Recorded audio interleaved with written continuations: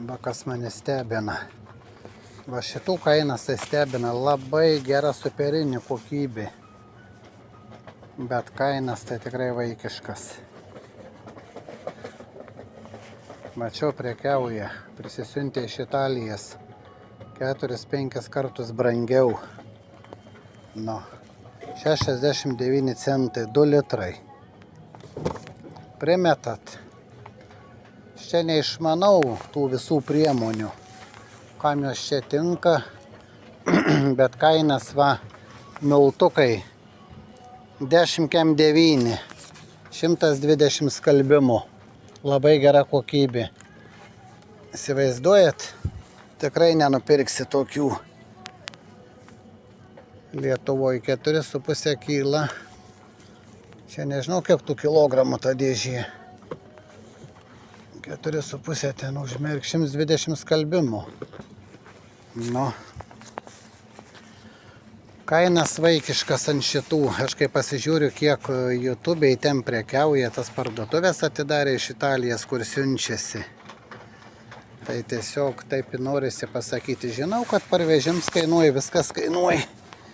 Va, 4 litrai. 4,30 €, bet čia koks tirštas.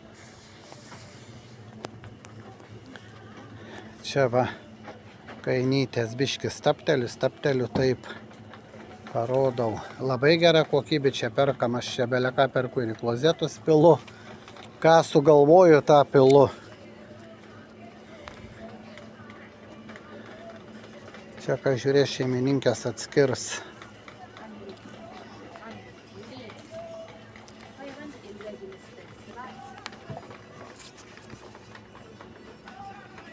Euras 19 su programėlė, da gauni, dar nuolaidas gauni su programėlė, mes turim programėlę, Dehal kažkas, va, euras 19, biški dreba, tą šuniuką rankoje laikau, euras 39, va, 1250, čia va tie skalbiniams. Nu, tikrai kainas fantastiškas. Va šitos perkam. 99 centai. Kiek čia jų? 2 litrai.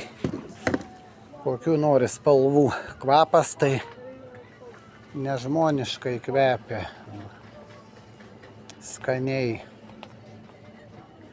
Va šitą norėjau seniai parodyti.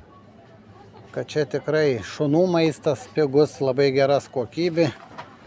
Va čia rodau, viską rodau iš eilės.